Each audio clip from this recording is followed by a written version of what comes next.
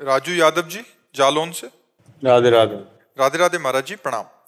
महाराज जी, मुझ अधम को कितना नाम जप करना पड़ेगा कि रोम रोम से नाम निकलने लगे? महाराज जी, मुझे गुरु जी ने कृष्ण नाम दिया है और हमें राधा कृष्ण दोनों नाम ही से प्रेम है। तो महाराज जी, मैं अभी क्या करूं? कृष्ण जपूं या राधा कृष्ण कुछ जप? वैसे सिद्धांत के अनुसार गुरुमुख से जो निकला हुआ नाम है उसमें प्रीति करे। अगर राधा कृष्ण जपते हो तो कोई अलग बात नहीं है, वही राधा है, वही कृष्ण है, वही कृष्ण है, वही राधा है। और कितना नाम जप करें, संख्या का तो कोई विषय नहीं, कोई भी श्वास खाली न जाए। नाम श्वास दो बिलक चलत है, इनको भेद न मुंह को भावे। श्वास ही नाम, नाम ही श्वासा, नाम श्वास को भेद मिटावे। रोम रोम तब रग रग बोले। तब रोम रोम तब बोलेगा जब हर श्वास में अधिक से अधिक नाम, हर श्वास में। तुम्हारा प्रयास होना चाहिए श्वास श्वास पर प्रभु का नाम जप करें, कोई सांस खाली न जाए। श्वासा श्वासा नाम जपे, दुविधा रहे न कोई। अर्थात निश्चित भगवत प्राप्ति हो जाती है, निश्चित रोम रोम से भगवान नाम जागृत हो जाता है जो श्वास श्वास पे भगवान नाम जप करते हैं। इतना प्रभाव नाम जप का कि जनाबाई के कंडे जो है किसी ने चुरा लिए थे, तो जनाबाई उस चुराने वाले से कह रही थी ये कंडे मेरे हैं। तो बोले तुम्हारे कंडे की पहचान क्या है? बोले हम भगवान नाम जप करते हुए कंडा थापती हैं, तो हमारे कंडे को कान में लगा के सुनो, उससे विट्ठल विट्ठल निकल रहा होगा। तो कबीरदास जी नामदेव जी से मिलने के लिए गए थे, उन्होंने जब सुना तो स्वयं कंडा लिया और कान में लगाया तो निकल रहा था विट्ठल विट्ठल विट्ठल। जड़ वस्तु से भी विट्ठल विट्ठल नाम निकल रहा है। तब ये विश्वास नहीं होगा, ऐसा लगेगा कि कहानी जैसा वर्णन कर रहे हैं। लेकिन जो अभी करह है, करह स्थान, एक स्थान करह है, उसमें रामदास बाबा रहते थे। तो वो जिस पटिया पे बैठ करके भजन करते थे रात दिन, उस पटिया से भगवान नाम स्मरण, भगवान नाम की आभा। अब मलिन अंतःकरण तो जान नहीं पाएंगे। नाम जापक संत का अगर शरीर स्पर्श हो जाए तो तुम्हारे अंदर नाम चलने लगेगा। इतना उसके रोम रोम में नाम का प्रभाव जागृत हो जाता है। एक हमारे वृंदावन में स्वामी शरण जी महाराज थे, इतना राधा नाम जप किया कि उनके मस्तक पे राधा नाम अंकित हो गया, प्रकट हो गया। तो अगर हम निरंतर नाम श्वास श्वास जप करें तो सर्वाश्चर्य में घटनाएं घट सकती हैं। नाम में बड़ी सामर्थ्य है। कहूं कहाँ लगी नाम बड़ाई, और राम न सके नाम गुण गाई। स्वयं भगवान अपने नाम की महिमा पूर्ण नहीं गा सकते, इतनी अपार महिमा नाम की है। तो रोम रोम में चलने लगेगा, पर हम नाम जप करें। नाम जप श्वास श्वास में जितना अधिक जप करें उसी से हमारे हृदय में नाम प्रकाशित होगा। पर इसमें लंबा समय लगेगा, महीना दो महीना संख्या काम नहीं करती। इसमें तन्मया स्थिति, नाम में तन्मय, रात दिन उठते बैठते नाम चलने लगेगा। तो धीरे धीरे पहले नाम जिह्वा में, फिर कंठ से, फिर हृदय से, फिर हर नस नाड़ी में फैल जाता है नाम। जैसे हनुमान जी महाराज ने ना दिखाया ना कि हृदय में सिया राम विराजमान, ऐसे एक नारायण स्वामी, गीता प्रेस से नारायण स्वामी की एक जीवन चरित्र निकला, उसको पढ़ना। वो इतना नारायण जप नाम जप किए कि वो कहीं भी एक प्लास्टिक की नली लिए रहते थे, और ऐसे तुम कान में लगाओ, कहीं भी लगा दें तो वहां से आपको कान में सुनाई देगा नारायण नारायण नारायण नारायण। इतना नाम जप किया कि उनके रोम रोम से नारायण नारायण नारायण ने। आप भी इतना नाम जप कीजिए, हर श्वास नाम जप कीजिए, पहले पाप नष्ट होगा, तब ये नाम का प्रभाव प्रकाशित होगा। अब ये 2-4 महीना जप किए तो छोड़ दिए, व्यर्थ तो नहीं जाएगा, लाभ मिलेगा, पर उसको अनुभव में नहीं आएगा। आनंद का अनुभव तब होगा, पहले चुप रहो, नाम जप करते रहो, पहले पाप नष्ट होने दो, फिर पाप की जड़ प्रवृत्ति नष्ट हो जाएगी, पाप प्रवृत्ति, फिर आनंद का अनुभव होने लगेगा। फिर नाम जपना नहीं पड़ता, स्वयं चलता है। जैसे हमारा मन विषयों का चिंतन करना नहीं पड़ता, स्वयं करता है, क्योंकि उसमें सुख बुद्धि है। ऐसे ही जब नाम का सुख हमें मिल जाएगा तो नाम जपना नहीं पड़ेगा, मन स्वयं नाम जपने लगेगा, स्वयं। फिर वो सिद्धावस्था की तरफ चला जाता है, वो सिद्ध महापुरुषों की गणना में। खूब श्रद्धा से हर श्वास नाम जप करो, नाम का कृपा प्रसाद कभी व्यर्थ नहीं होता। जय वर्मा जी, नई दिल्ली से। राधे राधे बाबा। बाबा, नाम जप के साथ और ऐसा कौन सा मार्ग है जिससे जन्म और मृत्यु के बंधन से मुक्ति? ब्रह्म बोध, ब्रह्म ज्ञान। ब्रह्म ज्ञान हो जाना, ये स्थूल शरीर, सूक्ष्म शरीर, कारण शरीर, ये तीनों में नहीं हूं, मैं आत्म स्वरूप हूं, ब्रह्म स्वरूप हूं। इसका अनुभव, इसके साधन है, साधन चतुष्टय वर्णन किया गया है। नित्य अनित्य वस्तु का विवेक, सत्य क्या है असत्य क्या है, इसका विवेक होना, और संपूर्ण लोकों से वैराग्य होना, शम इंद्रियों का दमन, दम मन का निग्रह, मतलब इंद्रिय विजयी और मन विजयी, शम दम और श्रद्धा शास्त्र गुरु के वचनों पर, तितिक्षा हर द्वंद्व को, मान अपमान निंदा स्तुति इनको सम रूप से सह जाना, और समाधान चित्त का लक्ष्य पे स्थित हो जाना, मुमुक्षता इसी जन्म में मुझे भगवत प्राप्ति करनी है, मोक्ष प्राप्त करना है, फिर गुरु की शरण में होकर वेदांत का श्रवण करना और उसका मनन करना, संपूर्ण भोगों से वैराग्य विवेक और वेदांत श्रवण, तो उसको गुरु कृपा से बोध हो जाए मैं ब्रह्म हूं, मैं आत्म स्वरूप हूं, मुक्त हो जाएगा। भक्ति का साथ, लेकिन उसमें भी प्रणव जप है, उसमें भी प्रणव जप है। भगवान का एक नाम ओम भी है ना, तो उसमें भी जप, जप के बिना तो कोई मार्ग नहीं है। जैसे योग में है तो चित्तवृत्ति का निरोध करके मंत्राकार भगवदाकार, सब में है संसार का चिंतन छोड़ना। देखो योगी जिसे परमात्मा कहते हैं, ज्ञानी उसे ब्रह्म कहते हैं, भक्त उसे भगवान कहते हैं, प्रेमी उसे प्रीतम कहते हैं, है तो तत्व एक ही। तो सब साधनों में संसार का चिंतन छोड़कर भगवान के चिंतन में रत होना, संसार के भोगों के सुख से मन हटाकर भगवान में मन, उसे चाहे परमात्मा कहो चाहे ब्रह्म कहो। तो अगर आत्मस्वरूप का बोध हो जाए तो मोक्ष हो जाए, संसार का चिंतन छूटकर परमात्मा में स्थिति हो जाए समाधि, तो मोक्ष हो जाए, या निरंतर नाम जप करते हुए प्राण छूट जाए तो भगवान की प्राप्ति हो जाए। समझ पा रहे आप? बहुत से और भी बहुत से मार्ग हैं, लेकिन सहज सरल और कृपा का मार्ग भगवान का स्मरण करना है। राधा राधा राधा, राम राम, हरि हरि, भगवान के स्मरण से। क्योंकि कलयुग है, जितेंद्रिय कहाँ हो सकता है? देखो ना, मनोनिग्रही, मन को वश में करना, हर कष्ट को सह जाना बहुत कठिन है। इसलिए हम जैसे हैं वैसे श्री भगवान के हैं और नाम जप कर रहे, तो भगवान की कृपा से। एक होता है जैसे सीढ़ियों से चढ़ के जाना, ये होता है ज्ञान का साधन, और एक होता है लिफ्ट में बैठ के जाना, ये होता है भगवान की शरणागति का साधन। तो इतनी सीढ़ियां हैं कि चढ़ते चढ़ते थक जाओगे। जैसे एक है तैर कर समुद्र पार होना, बड़ा संशयपूर्ण है, नहीं है? और एक है कि बोट में बैठ गए, जहाज में बैठ गए, पार हो गए। तो भगवान की शरण में का मतलब है जहाज में बैठ जाना, और ज्ञान मार्ग से चलना मतलब तैर कर जाना। तो बड़ी मछलियां लील जाएंगी, मगरमच्छ हैं वो लील जाएंगे, बड़ी दुर्घटना घट सकती है, समुद्र में बड़े भयानक जीव हैं। तो ऐसे काम क्रोध लोभ मोह मद मत्सर, ये सब संसार समुद्र के बड़े बड़े मगरमच्छ हैं, लील जाएंगे।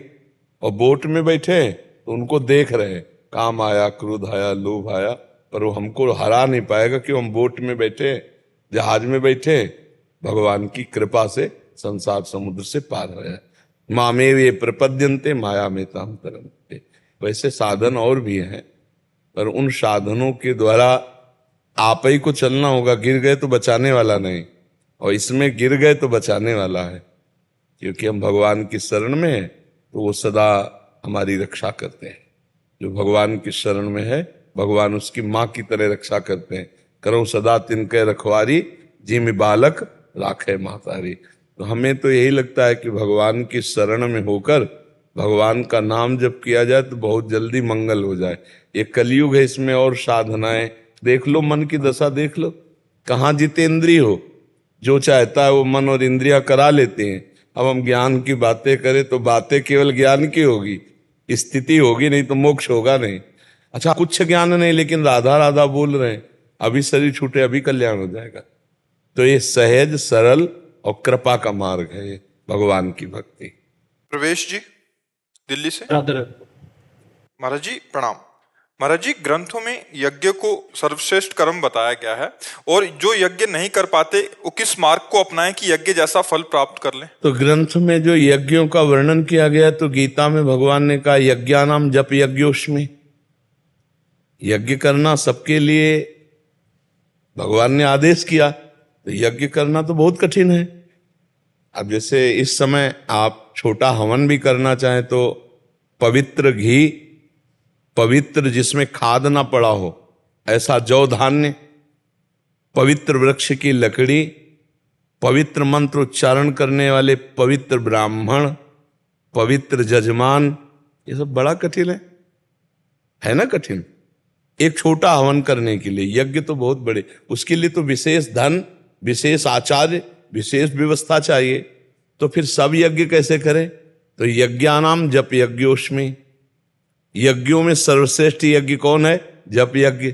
अब इसके लिए पैसा की जरूरत नहीं, घी की जरूरत नहीं, पंडित की जरूरत नहीं, वेद मंत्रों की जरूरत नहीं, उच्चारण कर राधा राधा राधा राधा।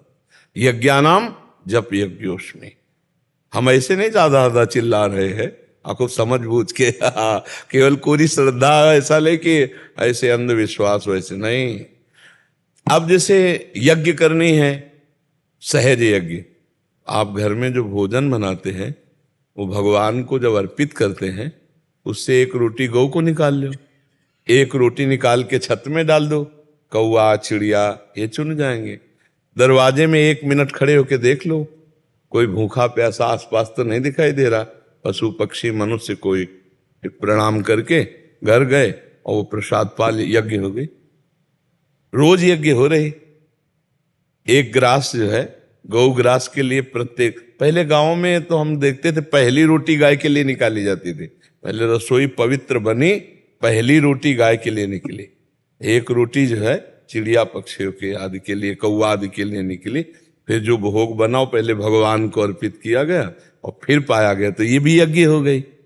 और वैसे सब लोग यज्ञ कर सकते हैं, जप यज्ञ, जिसमें न पैसा की जरूरत है न सामग्री की जरूरत है। कलयुग में सामग्री पवित्र होना बच्चा बड़ा मुश्किल है, बहुत मुश्किल है। कौन सी चीज ऐसी है जिसको आप शुद्ध कह सकते हो? जब दाल भी हरे रंग से रंगी जा रही है तो मतलब हर चीज अशुद्ध हो रही है, हर चीज।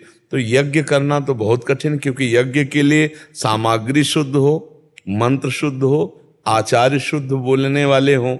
अब आप वातावरण क्या बदल रहा है, आप सोचो कि ना तो त्रिकाल संध्या कोई कर रहा है, ना ऐसे बिरले कोई होंगे जो त्रिकाल संध्या करते हो, नहीं जानते नहीं संध्या किसे कहते हैं।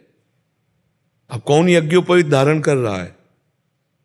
सोचो कहाँ है कोई यज्ञोपवीत धारण कर रहे कि भाई यज्ञोपवीत त्रिकाल संध्या, गायत्री मंत्र का अनुष्ठान पूरे विधान के सहित। अब वो बड़ा कठिन है। तो ऐसे आचार्य मिलना है, ऐसा नहीं कि नहीं है, विश्व खाली थोड़ी, पर मिलना बड़ा कठिन है। ऐसे आचार्य मिलना जो नशा न करते हो, जिनकी धन में रति नहीं, जो व्यभिचार न करते हो, जो केवल वेद मंत्रों के द्वारा जगत कल्याण करना चाहते हैं, ऐसे आचार्य मिलना कठिन है। समिधा मिलना कठिन है। तो यज्ञ तो सबको करना चाहिए, पर कलिकाल में यज्ञानाम जप यज्ञोष्मी। जो यज्ञ पूर्णता होती थी वो त्रेतायाम यजतई मखई, त्रेता युग में यज्ञ की प्रधानता थी। द्वापर परिचर्यायाम, द्वापर में पूजा की प्रधानता थी। सतयुग में ध्यान की प्रधानता थी। कलयुग में नाम की प्रधानता है। कलयुग केवल नाम आधारा, सुमिर सुमिर नर उतरे पारा। कृतयुगे ध्यायते विष्णु, त्रेतायाम यजतई मखई, द्वापरे परिचर्यायाम, कलौ तद्धरि कीर्तनाथ। भगवान का नाम, यज्ञानाम जप यज्ञोष्मी। तो भगवान को भोग लगा के पाओ, कोई भूखा दिखाई दे उसके उदर में पवाओ, क्योंकि सबके उदर में पाचन तंत्र भगवान ही हैं। अहम वैश्वानरो भूत्वा देहिनाम प्राणिमाश्रिता, वैश्वानर अग्नि के रूप में भगवान ही सबके उदर में अन्न को पा रहे हैं, पचा रहे हैं। तो कोई भूखा हो पाए, भोजन पवा दो, यज्ञ हो गई। भगवान को भोग लगा के पाए, यज्ञ हो गई। गाय को पवा दिया, कौआ पशु पक्षियों को पवा, ये यज्ञ हो गई। और फिर नाम जप, ये सबसे बड़ी यज्ञ। यज्ञानाम जप यज्ञोष्मी, जो जप यज्ञ है सबसे बड़ी यज्ञ है। समझ पा रहे बच्चा? वैसे यज्ञ बहुत कठिन है अब करना, बहुत भ्रष्ट सामग्री, बहुत भ्रष्ट बनाने वाले। तो अब यज्ञ तो बच्चा बहुत ही कठिन है, बहुत ही कठिन है यज्ञ। यज्ञ के लिए जो नियमावली चाहिए, पवित्रता चाहिए, जो विवेक चाहिए। हाँ, ऐसा नहीं कि यज्ञ का भी, यज्ञ में जो मंत्रों की आहुति दी, उस देवता को आहुति लेके जाना होगा। बड़ा यज्ञों का चमत्कार हुआ है। हाँ, यज्ञ से ही द्रौपदी और धृष्टद्युम्न को पैदा किया। द्रोणाचार्य से बदला लेने के लिए द्रुपद ने, यज्ञ से ही सीधे प्रकट हुई थी द्रौपदी जी। तो यज्ञ का बहुत बड़े बड़े चमत्कार यज्ञों से हुई है, और यज्ञ से भगवान प्रकट हो गए। पुत्रेष्टि यज्ञ हुई, दशरथ जी ने करवाई श्रृंगी ऋषि को बुला के। तो यज्ञ से अग्नि देवता प्रकट हुए और खीर दी, और खीर का विभाग करके दिया, तो राम लक्ष्मण भरत शत्रुघ्न प्रकट हो गए। यज्ञ का बड़ा महत्व है। तो सब यज्ञों में श्रेष्ठ यज्ञ भगवान ने कहा कि जप यज्ञ है, जो सब कोई कर सकता है। राम राम सब कोई जप सकता है, राधा राधा सब कोई जप सकता है, और पैसा एक नहीं लगेगा। और इसमें किसी पंडित की जरूरत नहीं, इसमें घी की जरूरत नहीं, इसमें किसी संविदा। और सबसे बड़ी यज्ञ है। उसी यज्ञ से भगवत प्राप्ति हो कि ना हो संशय है, लेकिन इस यज्ञ से निश्चित भगवत प्राप्ति हो जाएगी। जप यज्ञ, यज्ञानाम जप यज्ञ।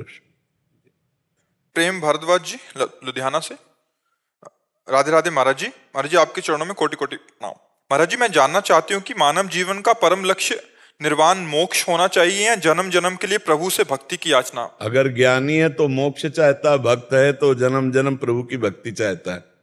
दोनों की मांग अपनी अलग है। इसीलिए हमारे शास्त्रों में मार्ग बनाए गए हैं, कर्म योग, अष्टांग योग, सांख्य योग, भक्ति योग। क्योंकि सबकी मांग एक ही थोड़ी होती है। प्रेमी मोक्ष नहीं चाहता, प्रेमी चाहता है कि भले बार बार हमारा जन्म हो, लेकिन आपके प्यार में मैं डूबा हुआ जीवन व्यतीत करूं। अर्थ न धर्म न काम रुचि, गति न चहो निर्वाण, जन्म जन्म रति राम पद, यह वरदान नान। श्री भरत जी महाराज कह रहे, मुझे ना अर्थ चाहिए, न धर्म चाहिए, न काम चाहिए, न मोक्ष चाहिए। मैं बार बार जन्म लूं, लेकिन हे राम जी, आपके चरणों में मेरा प्रेम बढ़ता रहे। हाँ, अगर ये बात भक्त के हृदय में है तो ज्ञानी के हृदय में है कि मैं अपने स्वरूप को प्राप्त करके मोक्ष प्राप्त कर लूं। योगी के हृदय में समाधिस्थ होकर परमात्मा स्वरूप हो जाऊं। अलग अलग भावना है, तो जैसी भावना वैसे ही भगवान का अनुभव होता है। कोई निराकार भगवान, कोई साकार भगवान, अलग अलग। तो वही निराकार है, वही साकार, तत्व वही है। जैसी भावना जाकी रही भावना जैसी, प्रभु मूरत देखी तिन तैसी। तो प्रेमी की मांग अलग होती है, ज्ञानी की मांग अलग होती है। ज्ञान मार्ग मोक्ष चाहता है, प्रेमी मोक्ष नहीं चाहता। प्रेमी तो चाहता है कि बार बार जन्म हो, लेकिन भगवान के चरणों में प्रेम हो। ये अलग अलग है। हाँ, प्रेमी के हृदय में मोक्ष की चाह नहीं होती। वो अपने प्रभु के प्रेम में जो रोना आता है, जो प्रभु में तड़पना आता है, जो आनंद है, वो मोक्ष में भी आनंद प्रेमी को अनुभव नहीं। और ज्ञानी को मोक्ष चाहिए, तो इसलिए उसके लिए भगवान ने ज्ञान मार्ग दिया है, प्रेमियों के लिए प्रेम मार्ग दिया है। अब आप क्या चयन करना चाहती है, देख लीजिए आप किस मार्ग से जाना चाहती है। आपको मोक्ष अच्छा लगता हो तो ज्ञान मार्ग। और अब ज्यादा समय है नहीं, भगवान का नाम जप करो, पता नहीं कब शरीर छूट जाए। तो हम मार गए केवल किलोमीटर गिनते रहे, यात्रा बिल्कुल ना हो तो बेकार हो जाएगा ना समय। तो इसलिए हमें लगता है सबसे बढ़िया बात है भगवान का नाम जप करो, भगवान की लीला कथा सुनो और भगवान के भरोसे हो जाओ। और वो चाहे मोक्ष दे दे, चाहे जन्म जन्म दे दे, वो चाहे जैसा चाहे। हमको सिर्फ हमारा एक काम है भगवान की स्मृति में, याद में डूबना। ये बात पकड़ लो, तो इसी से ज्ञान का फल मिल जाएगा, इसी से भक्ति का भी फल मिल जाएगा। जो चाहोगे प्राप्त हो जाएगा। स्मरण, संसार का विस्मरण और भगवान का स्मरण। माया ने क्या कर दिया, भगवान का विस्मरण और संसार का स्मरण। यही साधना है हमारी कि संसार का स्मरण छोड़ के भगवान का स्मरण करें। क्यों मैया, समझ में आई बात? दिशा शर्मा जी। राधे राधे महाराज जी। महाराज जी, कैसे समझें कि भगवान हमारे साथ हैं और क्या संकेत होते हैं उसके? पहले भजन कर, किसका प्रश्न है? हाँ, पहले भजन करे, बिना भजन के कैसे समझ में आएगा? देखो, अगर हम हरा चश्मा लगाएं तो हमें हरा दिखाई देगा, काला लगाएं तो काला, नीला तो नीला, लाल तो लाल। और अगर हम एकदम क्लियर श्वेत चश्मा, तो अब तुम क्लियर देख रहे हो, कोई रंग थोड़ी देख रहे हो, समझ रहे ना? अभी हमारे अंदर 3 गुणों का चश्मा चढ़ा हुआ है दृष्टि में, सतोगुण, रजोगुण, तमोगुण, माया की जो है ना, अभी क्लियर हम नहीं अनुभव कर सकते। बाहरी कोई लक्षण आपको संकेत में नहीं बता सकते, क्योंकि वो आप ही हैं और वो आप में ही है। ऐसे हो तो हम बताएं, ऐसे हैं और हमारी दृष्टि ऐसे है ना, बाहर है ना मायाकृत। तो भगवान हमारे संग है, इसका अनुभव तब होगा जब निरंतर स्मरण, अव्यावृत भजनात्, अखंड स्मृति, तब आपको अनुभव होने लगेगा भगवान हमारे प्रतिपल साथ है, कभी बिछुड़ते नहीं। कहां साथ है? शरीर से बाहर, अंदर, बहिरंतस्य भूतानाम अचरम चरमेव च, चर अचर में भी है, भीतर भी है, बाहर भी है। कहो सो कहा जहां प्रभु नाही, कोई ऐसी जगह नहीं जहां प्रभु न हो। पर हम प्रभु ना देख करके अभी मायाकृत देख रहे हैं, स्त्री पुरुष, अच्छा बुरा, जड़ चैतन्य, तो माया में नेत्र है। भजन नेत्र, जब भजन करेंगे तो उनसे हमारे ज्ञान नेत्र जब प्रकट होंगे तब हम प्रभु को देख पाएंगे। जैसे देखो, यहां तुम्हें कुछ नहीं दिखाई दे रहा, वायु में बीच में कुछ नहीं दिखाई दे रहा, और आप सूक्ष्मदर्शी से देखो, अगर सूक्ष्मदर्शी देखोगे तो इसमें बहुत सी चीजें दिखाई देंगी आपको, बहुत से जीवाणु उड़ते हुए नजर आएंगे। जैसे सूर्य की किरणें ऐसे पड़ रही हूं और फिर आप देखो तो उड़ते हुए दिखाई देते ना झरोखे में, उसे त्रिसरेणु कहते हैं। उससे भी छोटे जो हैं वो सूक्ष्मदर्शी से देखे जाते हैं, खुले नेत्रों से कुछ नहीं दिखाई दे रहा। परमात्मा सबसे सूक्ष्म है, सूक्ष्मतरम, जो परमाणु सबसे छोटा है ना, अणु परमाणु, उससे भी वो छोटा है। और मातो महियान, वो इतना बड़ा है कि सब जितने ब्रह्मांड है सब उसमें समाये हुए हैं। एक रोमकूप में करोड़ों ब्रह्मांड उसके समाये हुए हैं। जैसे गूलर के पेड़ में देखो तो गूलर गूलर कितने ऐसे, और एक गूलर का फल तोड़ो तो उसके अंदर भुनगा निकलता है ना। हम लोग भुनगे की तरह हैं और ये ब्रह्मांड गूलर की तरह भगवान में लगा हुआ है। दिखरावा माते ही ते अद्भुत रूप प्रचंड, रोम रोम प्रतिलागे कोटि कोटि ब्रह्मांड, ब्रह्मांड निकाया निर्मित माया, रोम रोम प्रति वेद का। इतने तो बड़े हैं और छोटे इतने हैं कि जो हम सूक्ष्मदर्शी से भी नहीं देख सकते, उसमें भी वो आराम से शयन कर रहे हैं। मतलब ऐसा समझ लो कि चींटी से भी छोटी जो वज, तो उसमें भी भगवान पैर फैला के सो रहे, इतने छोटे। अणु अणियान महतो महियान, वो छोटे से छोटा भी है और बड़े से बड़ा है, और वो सर्वत्र है, वो सब में है तो हम में भी है, सर्वत्र है तो यहां भी है, वो सर्वशक्तिमान है, इसलिए मुझे किसी और की जरूरत नहीं। पर इतना अनुभव के लिए हमारे अंदर ज्ञान नेत्र तो हो, अभी हमारे माया नेत्र है, तो हम कैसे समझ सकते हैं कि प्रभु हैं? फिर भी अगर आप प्रभु का भरोसा रखते हो तो किसी न किसी रूप में प्रभु आपको संकेत दे देंगे। आपको लगेगा कि तो भगवान ने ही बचा दिया, ये तो भगवान ने सहयोग किया, पर हम लोग समझ नहीं पाते, हमारी दृष्टि व्यक्ति पे रहती और वो भगवान किए और हम व्यक्ति समझ लेते। बाद में आता है कि यार व्यक्ति ऐसा कैसे कर सकता है, ये तो भगवान ही थे, पर मन बर्दाश्त नहीं करता, विश्वास नहीं है ना, ये भगवान कैसे हो सकते हैं। बकाया हर क्षण भगवान आपकी मदद कर रहे, सबकी, हर क्षण भगवान सबके पास है, पर अनुभव वही कर सकता है जो भगवान का भजन करता है। और भजन भी ऐसा तन्मयाहा, तन्मय होकर भगवान में लगा तो अनुभव हो रहा मेरे भगवान हर समय मेरे साथ है। बिल्कुल पक्का समझो, भगवान एक क्षण भी आपसे बिलग नहीं, पर यह अनुभव तब होगा, मतलब आप कहीं भी पैर रखे, आधार तो पृथ्वी है ना, तो सबका आधार भगवान है। ये बिजली जितनी यंत्रों को चला रही है वो एक ही है, वो एक ही परमात्मा है। ये सब चल रहे हैं यंत्र, ये सब यंत्र है और इनमें बैठा एक ही परमात्मा है। वो अलग हो तो हम जाने कि वो संग है कि नहीं, अरे वही है, वही है। बस जो हम है ना, ये हटे, मैं हटे, तो वो प्रकाशित हो जाएगा जो है, वो है। इनमें है, आप में है, कोई कण ऐसा नहीं जहां ना हो। परमात्मा कण कण में कहा जाता है ना। पर ये भजन से बच्चा अनुभव होगा, इसके लिए दृष्टि चाहिए। अब इसके लिए ऐसा कोई बाहरी परमाणु वस्तु जैसा तो नहीं है, ये देखो ये, तो यहां ये जो कहोगे तो उसका नाम रूप है। बोले इसमें तो ये घड़ी है, ये समय बताती है। बोले ये व्यक्ति है, बोले ये हर वस्तु का नाम रूप और क्रिया है, और वो हर वस्तु के नाम रूप क्रिया से भी अलग है। वो हर वस्तु नाम रूप क्रिया में वो समाया हुआ है। परमात्मा कितना गूढ़ विषय है कि सबसे परे और सब में भरे। ये अनुभव जब होता है तब दिखाई देता है कि परमात्मा हर समय मेरे साथ है। पर इसके लिए भजन चाहिए।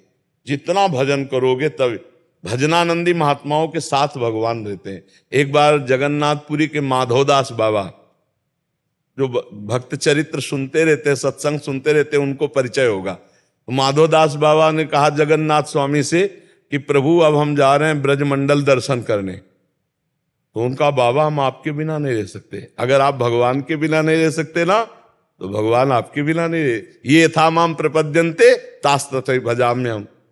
तो बाबा ने कहा कि हम आपको नहीं ले जा पाएंगे, भिक्षा मिले कि ना मिले, हो आपको भोग लगाना पवाना हमारे बस की बात नहीं।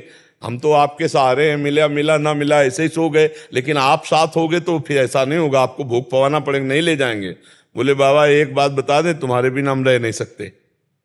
बोले जय जय, आपको चलना नहीं, पक्की बात, तो हम ब्रजभूमि जाएंगे। और सुबह चल दिया। थोड़ी देर ही चले तो भूख लगे आई। तो उनका ऐसा तो कभी नहीं हुआ कि भूख लग, और इतनी भूख लगे आई कि चलना मुश्किल हो गया। तो एक माई से कहा, माई यद्यपि इस समय भोजन का समय नहीं, पर क्या आप मुझे भोजन बना के पवा सकती हो? अरे उनका, संत आप मांग रहे हो, हम क्यों नहीं पवा सकती, अभी बनाती। तो जल्दी से उन्होंने भोग बनाया और बाबा को दिया। बाबा ने विचार किया कि जीवन में कभी हमें भूख ने इतना परास्त नहीं किया जितना आज किया। अब वो पाने लगे तो वो माई बैठ करके जो परोस रही थी वो रो रही थी। तो बाबा ने कहा, माई रो क्यों रही हो, क्या परेशानी है? बोले हम अपनी परेशानी से नहीं रो रहे, ये तुम्हारे साथ जो नवीन बालक खा रहा है कितना सुंदर है, इसकी मां कैसे रह पाएगी, ये तुम इसको लिवा के ले आए। तो उन्होंने अपनी जब प्रेम दृष्टि से देखा तो जगन्नाथ जी, तो उनका प्रभु मना किया था, आप बताओ, नौ किशोर रूप। भगवान साथ में भोजन पा रहे हैं, भगवान एक क्षण के लिए भी अलग होना मंजूर नहीं किया। जगन्नाथ जी महाराज माधवदास बाबा के साथ। बाबा को जब एक संग्रहणी रोग हुआ, बार बार शौच, तो अब 1 2 4 शौच में तो आदमी ढीला हो जाता है, उनकी बार बार शौच हो रही थी। तो देखा, आंख जब खुली तो लंगोटी धो धोकर समुद्र से फैली हुई थी। उन्होंने कहा कि मुझ अकिंचन के पास तो कोई नहीं है, ये कौन? जब गौर से देखा तो पीतांबर का साफा बांधे जगन्नाथ भगवान माधवदास बाबा की मल भरी लंगोटी धो रहे थे। अरे उनका, जय जय, आप ऐसा? तो उनका, बाबा तुम्हारा और कोई है क्या हमारे सिवा? बोले नहीं प्रभु, आपके से। तो बोले जिसका कोई नहीं होता तो सेवा भी तो मैं ही करता हूं। तो अनुभव हो रहा है ना कि जगन्नाथ जी साथ है, क्योंकि वो भगवान के भजन में डूबे हुए हैं। भगवान के सिवा किसी से संबंध नहीं। हमारा भी बड़ा प्रपंच है, संसार में बड़ा संबंध है, और भजन हो नहीं रहा तो हमें प्रपंच दिखाएगा, यद्यपि भगवान हमारे साथ हैं।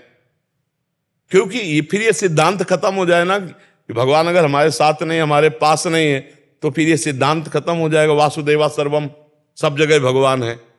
तो जब सब जगह भगवान, तो हमारे पास भी भगवान है। पर हमें अनुभव तभी होगा जब हम भजन करेंगे, भगवान के सिवा किसी अन्य से संबंध नहीं रखेंगे। मेरे तो गिरधर गोपाल दूसरों न कोई, तब समझ में आएगा भगवान मेरे साथ है, प्रतिपल मेरे साथ है। कबड्डी में कोई मेडल जीता है तो आपको समर्पित करना चाहिए, हिमाचल प्रदेश से। इन सब बच्चों को एक एक दुपट्टा पहनाओ, सबको प्रसाद दो।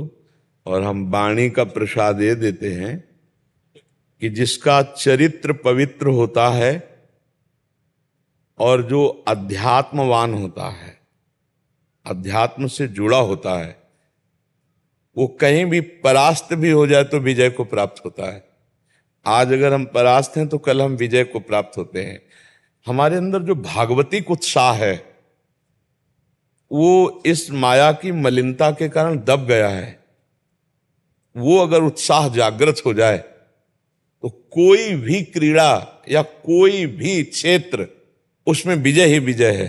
यत्र योगेश्वरा कृष्णो यत्र पार्थो धनुर्धरा तत्र श्री विजयो भूतिर्धुआ नीतिर्मतिर्मम। तो आप लोग चरित्र को पावन रखें, आहार को शुद्ध रखें और विचार अपने उन्नतिशील रखें। कभी निराशा विचारों में मत आने दें और जिस विषय में हमें प्रवीण होना है उसका अभ्यास जरूर चाहिए। सर्वश्रेष्ठ धनुर्धर अर्जुन इसलिए हुए कि जब सो जाते थे सब, तब वो रात्रि में धनुर्अभ्यास करते थे, धनुर्विद्या का। तो हम जिस क्रीड़ा में लगें उसका अभ्यास इतना प्रवीण हो जाना चाहिए, सामने वाला हमारे अभ्यास को नष्ट न कर पावे, हमारे अभ्यास को परास्त न कर पावे। पराजय उसी की होती है जो अपने पर विश्वास करके अभ्यास में शिथिलता ले आता है। अपने पर विश्वास करे लेकिन अभ्यास में शिथिलता नहीं आनी चाहिए। अगर अभ्यास में शिथिलता नहीं आई तो विजय हमारे हाथ में है। उसके लिए चरित्र पावन अर्थात ब्रह्मचर्य और आहार शुद्ध और हमारे विचार कभी निराश न होने पाए, हताश न होने पाए। उत्साह संपन्न मदिर सूत्रम क्रिया विधिज्ञम व्यसने सुशक्तम सूरम कृतज्ञम दृढ़ सौहृदंच। जब हमारा उत्साह संपन्न होगा तो लक्ष्मी स्वयं याति निवास है। तो जहां विजय श्री लक्ष्मी सब वहीं आ जाती है जहां हमारा उत्साह संपन्न होता है, अभ्यास दृढ़ होता है और हम संयमी होते हैं। जहां संयम छूटा, विचार न्यून हुए, विचारों की न्यूनता हुई, तो विजय भी हार के समान ही है।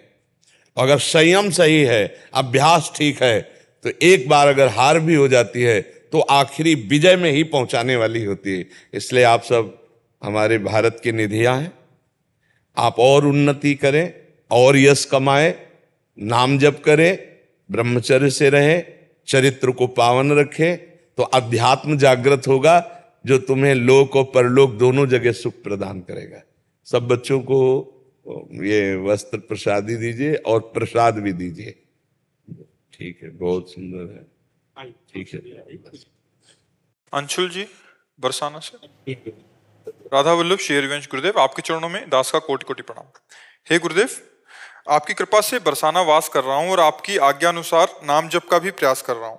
हे भगवान, आपके श्री वचनों के बल पर मैं अपने मन के विचारों से लड़ पाता हूं, परंतु मन की एक वृत्ति मुझे बार बार परास्त कर देती है, वो है मोबाइल में समय बर्बाद करना।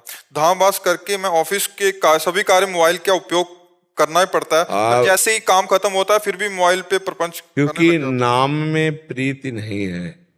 नहीं, बहुत बुरा लगेगा, बहुत बुरा लगेगा।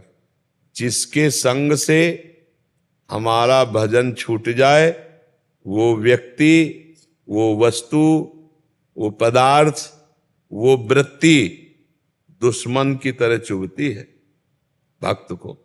जाके प्रिय न राम वैदेही तजिए ताहि कोटि बैरी सम यद्यपि परम स्नेही। करोड़ों दुश्मन के समान उसका त्याग हो जाए। तो मोबाइल शत्रु नहीं है, मोबाइल मित्र है। मोबाइल से आप एकांतिक सुन सकते हैं, मोबाइल से आप सत्संग सुन सकते हैं, मोबाइल से आप भागवतिक बातें भी तो देख सकते हैं। तो आप भागवतिक बातें क्यों नहीं देखते जब भक्त हैं? आप गलत क्यों प्रयोग करते हैं? मान लो गेम खेलना, इधर उधर के सीरियल देखना, इधर उधर की बातें देखना, वो आपके ऊपर है ना। तो आप शासन कीजिए अपने ऊपर। आप इतनी छूट, अरे जब 25 वर्ष 30 वर्ष पहले मोबाइल की रचना नहीं हुई थी, तब क्या भारत में जी नहीं रहा था क्या कोई? आज मोबाइल रच गया तो सब इंटरनेट में ही, मोबाइल में ही प्रपंच देखने में समय नष्ट करते हैं। वो सहयोगी भी है, उसमें गुण भी है। अब पहले था कि किसी को खबर भेजनी है तो कार्ड, पोस्ट कार्ड डालकर महीना 15 दिन में चिट्ठी पहुंचती थी, मिनट के अंतर में अमेरिका में बात कर लो। कितना मतलब सहयोग हो गया। वो जब कभी कोई इमरजेंसी होता था तो तार आता था, तो बोले उनके यहाँ तार आया है, कोई घटना जरूर घटी है। अब यहाँ 1 मिनट में लगाओ नंबर, कहीं भी बात कर लो। तो मोबाइल हितकारी भी है। मोबाइल से केवल नुकसान ही नुकसान हो ऐसी बात नहीं है। मोबाइल से ही सुनकर आप लोग जुड़े हो, मोबाइल से सुनकर आप लोग आए हो। नहीं तो हमारे सत्संग को इतने लोग बैठे हैं। अगर यही जो बात हम आपसे कह रहे हैं, ये कई लाख लोग सुनेंगे, मोबाइल से सुनेंगे ला। ये कई लाख लोग तो यहाँ नहीं बैठ सकते, छोटी जगह है, लेकिन इसका लाभ बड़ा हो रहा है। भारत के लोग विदेश के लोग भी इसको सुन रहे हैं, मोबाइल से तो सुन रहे हैं। तो मोबाइल को हम दोष ना दे, हम मोबाइल में दोष दर्शन न करें। मोबाइल में जो दोष भरा हुआ है उसका दर्शन न करें। कितना बढ़िया है।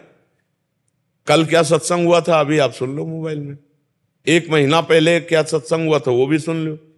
तो मोबाइल बुरा नहीं है, मोबाइल का प्रयोग बुरा आप करते हो तो बुरा है। इसको तो बहुत ये चुभना चाहिए, ये कष्ट होना चाहिए कि अरे यार समय बर्बाद हो रहा। समय से कीमती क्या चीज हो सकता है। ये फिल्म है, ये सीरियल है, ये नौटंकी नाटक है, ये हंसी मजाक की बातें, हमारा समय बर्बाद हो रहा है। हम नाम जप करेंगे, हम सत्संग सुनेंगे, और जब मन कह रहा है कि हमको ये देखना ही है तो धीरे से बटन स्विच वाली में तुम्हारा अंगूठा जाए, ऑफ कर दिया, नहीं देखेंगे। ऐसे जिद्दी स्वभाव बनाना पड़ेगा। मन कह रहा है अब ये सीरियल देखना है, अब हमको गेम खेलना है, अब हमको ये, हमारा हाथ सीधे ऑफ में जाए, मोबाइल ऑफ कर करके रख दिया, नहीं देखेंगे। राधा राधा राधा राधा ऐसे लड़ा जाता। अगर लड़ोगे नहीं तब तो फिर गिरा देगा, फिर धीरे धीरे गंदी बातें देखने लगेगा मन, फिर गंदा व्यवहार आ जाएगा, आ जाता है। हमको केवल जितना सुनना है उतना सुनना है, इसके बाद उसको बंद करके रख देना है। ज्यादा मोबाइल का प्रयोग, कुछ लोग तो लगे ही रहते हैं मोबाइल में बात कर रहे हैं तो 20-20 मिनट बात कर रहे हैं मोबाइल से भी। आवश्यक बात बोलो, इसके बाद बंद, राधे श्याम। तो हमें लगता है कि मोबाइल दोषी ही नहीं है, गुण भी है उसमें। गुण को स्वीकार कर लो, दोष का त्याग कर लो। हाँ, बढ़िया बात है। महाराज जी वैसे बहुत साधक के लिए महाराज जी बहुत एक दुश्मन की तरह हो गया है महाराज जी। हाँ, सबसे बड़ा दुश्मन हो गया महाराज जी। बाहर के संग से बच सकते हैं, बट इतना प्रपंच हो गए, रील्स वगैरह इंस्टाग्राम आदि, हमसे बच्चे मिलते रहे तो कह नहीं, रहे कि क्या एक रील में घुस गए तो देखो, एक दृश्य अजामिल ने देखा जंगल में, बस उसी दृश्य ने अजामिल को व्यभिचारी बना दिया। अब मोबाइल में हर दृश्य है, आप जो सर्च करो वो सब आ जाएगा। अगर ऐसे दृश्यों को देखें नौजवान तो उनकी हालत क्या हो जाएगी। तन्मयता आती, जो हम सुनते हैं, जो हम देखते हैं, उसी में हमारा मन राजी हो जाता है। तो फिल्में, गंदी बातें, गंदी चेष्टाएं, ये भी सब हैं उसी में। तो जो ऐसे देखते हैं, अपने भारत की फिल्मों में तो कुछ मर्यादाएं थी, अब धीरे धीरे कोई ऐसा सीरियल नहीं जिसमें गंदी बात न दिखाई जाए, कोई ऐसा सीरियल नाटक नहीं जिसमें गंदी क्रिया को एक सीमा तक न दिखाया जाए। अब वो नए नए बच्चे बच्चियां, परिवार के सदस्य सब, अब वही दिमाग में भरा कि यही सुख है। और अब वो उसको और खुला सर्च करें तो विदेशों में खुला बातें हैं, अपने यहाँ तो थोड़ा मर्यादा भी है। अब वो जब विदेशी बातें देखेंगे तो दिमाग में वही भोग वासनाएं जागृत होंगी और साधक नष्ट हो जाता, बहुत बुरी तरह नष्ट हो जाता है। आज साधुता बचाना बहुत कठिन है, क्योंकि आहार गलत और व्यवहार गलत। जिससे बचने के लिए हम बाबा जी बने, किससे बचने के लिए? संबंधों से, प्रपंच से, संसार से, और वो सब उसी में भरा हुआ है। न जाने कितने फोन नंबर, न जाने कितने से परिचय, न जाने कितनी प्रपंच। तो अब आए थे भजनन को औंटे लाख कपास, यही माया में फिर उसी में फंस गए। चिंतन खाली ने, हमने देखा है कुन्न कुन्न हो रहा है, यहाँ छाती से लगाए हैं मोबाइल, छाती से, वैसे जैसे भगवान की छवि, ऐसे छाती में मोबाइल लगा हुआ है। रात में सो रहे हैं, कानों में वो लगा हुआ है, छाती में मोबाइल रखा हुआ है ऐसे। अब कब भगवान का चिंतन करेंगे? यही तो चिंतन के लिए एकांतिक समय होता है, सोते जागते, उठते बैठते, चलते भगवान। अब चल भी रहे तो मोबाइल नहीं, कितना बहिर्मुख जीवन कर देता है। तो हमें बहुत सावधान रहना, काम उससे जो लेना वो काम लेकर उसका वो स्विच ऑफ कर देना है। बहुत सावधानी की जरूरत है, नहीं मोबाइल से बहुत समय बर्बाद होता है। जैसे आपने जो नियम दिए हुए हैं वो जैसे ही नियम पूरा होता है या उससे अधिक समय मिल जाता है, क्योंकि एकांतवास मिलता है, तो जैसे ही नियम पूरा होता है और मन इतना प्रचंड वेग करता है कि बस अब भले ही 2 मिनट के लिए मोबाइल देख लो, कि अब नियम पूरा हो गया है तो अब 2 मिनट के लिए मोबाइल। वैसे एक नियम हम दिया जो कभी पूरा नहीं हो सकता है, हर श्वास नाम जप करना। ये हम सबको दिए कि 11 माला, ये तो प्रारंभिक साधन के लिए है, लेकिन हर श्वास नाम जप करना। ये सत्संग में एक हम एकांतिक में, जैसे आपने पूछा तो अभी वो, तो ये नियम पूरा कब करोगे? इसका अभ्यास कब करोगे? नियम सब प्रेम के लिए है, अगर प्रेम न उत्पन्न हुआ तो नेम का मतलब क्या रहा? और जो मंत्र, जो नाम हर समय चलाया जाता है, उसी से प्रेम प्रकट होता है। तो आप खाली बैठने का स्वभाव ही मत रखिए। हमारा नियम है, हमारा श्वास नाम जप करेंगे। हम जिंदगी में माला से जप किया है। गुरु जी ने जब गायत्री अनुष्ठान दिया था और कुछ नियम तक माला लिए, इस बार हमारा जिंदगी में एक ही लक्ष्य रहा है कि हम 1 मिनट भगवान का विस्मरण नहीं होने देंगे। इसलिए माला भी नहीं, उठते बैठते चलते फिरते हर समय नाम, हर समय मंत्र। तो हमें फुर्सत ही नहीं मिली, हमें समय नहीं। तो अभ्यास किया, साउंड चल रहा है, हमारा नाम चल रहा है। तुम्हें बैठकर हम उपदेश कर रहे हैं, हमारा नाम चल रहा है। हम तुम्हारे मस्तक में ही नाम लिख रहे हैं। अभ्यास करना। अगर हम नाम भूल गए, अभी मर गए तो, अभी दिल फेल हो गया तो हमारा जीवन तो बर्बाद हो जाएगा। हर समय भजन, पता नहीं कब मृत्यु आ जाए। थोड़ी देर मनोरंजन करो मन का, किसमें? संतों की बातों में, संतों के संग में। सत्संग चला लिया, एकांतिक सुन लिया, या भगवान की कोई परम पवित्र लीला कथा। जैसे हम कहते हैं कि रामायण आप देख लो, आपकी हानि नहीं होगी। महाभारत देख लो आप, हानि नहीं होगी, क्योंकि उसमें भगवान कृष्णा देख लो, हानि नहीं होगी। उसमें क्या होगा कि बार बार स्मृति आएगी, मेरे भगवान राम जी वैसा ऐसा। भगवान की एन किन प्रकारेण स्मृति आना हमारे लिए मंगलमय। जिस वस्तु व्यक्ति स्थान से भगवान का विस्मरण हो जाए, वो हमारा दुश्मन है, वही माया है, वो हमको भगवान से विमुख कर दे। बैठता हूँ और मैं आपका बहुत कमजोर बच्चा हूँ, और बार बार ये इस चीज को लेके मुझे परास्त कर रहा है मेरा मन। बाकी चीजों से तो मैं लड़ पाता हूँ। मैं आपके चरणों में प्रार्थना करता हूँ कि मेरे लिए कोई दंड विधान कर दीजिए कि अगर मैं मोबाइल देखूँ ना तो शायद मेरा ही मन सुधर जाएगा। प्यार और दंड में बड़ा अंतर होता है। दंड में भयवश नहीं होता, प्यार में एक प्रेम का अपना प्रभाव होता है। हमारी प्रियाजू के अधीन लालजू प्रेम के वशीभूत है। प्रेम का बहुत बड़ा भय होता है कि अगर मैं अपने गुरुदेव, अपने प्रिय से के विरोध में चलूंगा तो मुझे कभी प्रीति नहीं प्राप्त होगी उनकी। यही सबसे बड़ा भय, प्रीति का भय बड़ा होता है कि हमारे द्वारा एक भी मिनट अब व्यर्थ नहीं जाना चाहिए, क्योंकि हमने जीवन गुरुदेव को दे दिया।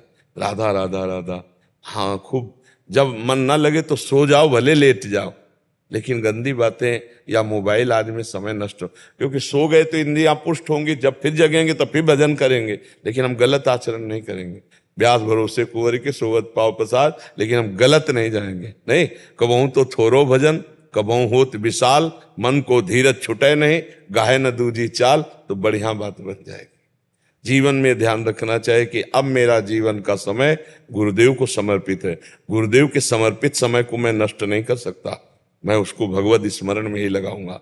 नहीं मन लग रहा तो मंदिर चले जाओ, खाली हुए लाडली जी के दर्शन करो, वहीं बैठे हैं, प्रियालाल के महल में बैठे हैं। मोबाइल को देखने से क्या है?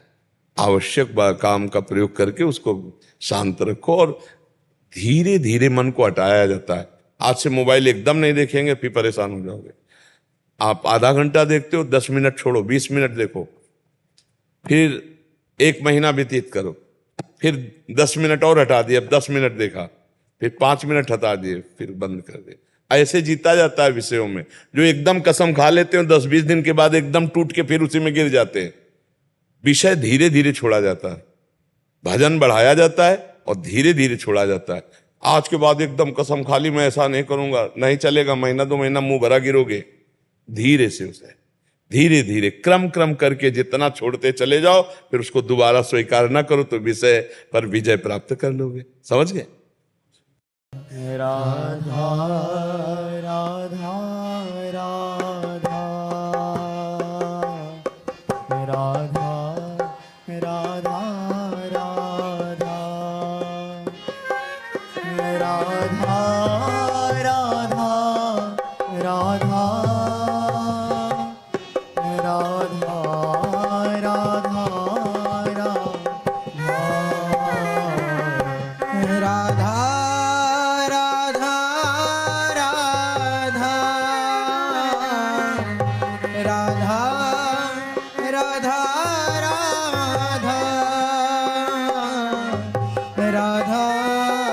राधा राधा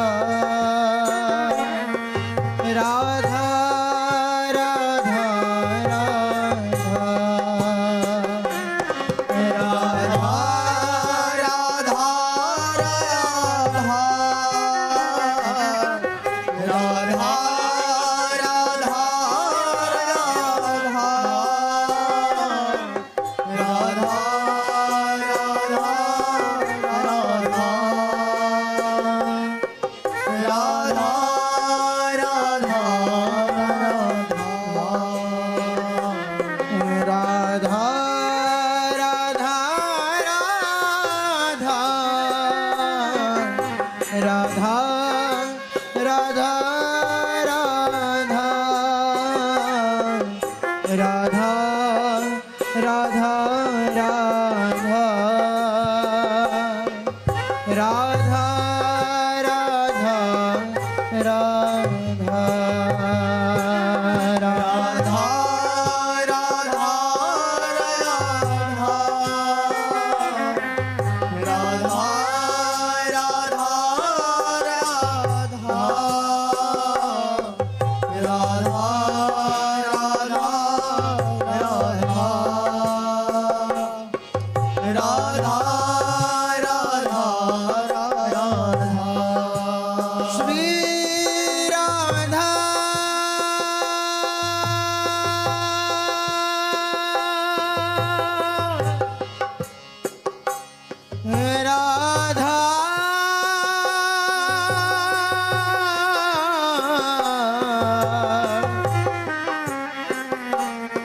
राधा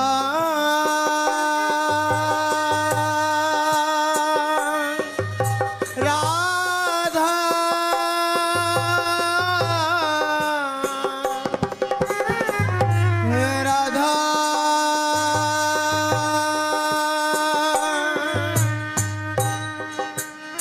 श्री राम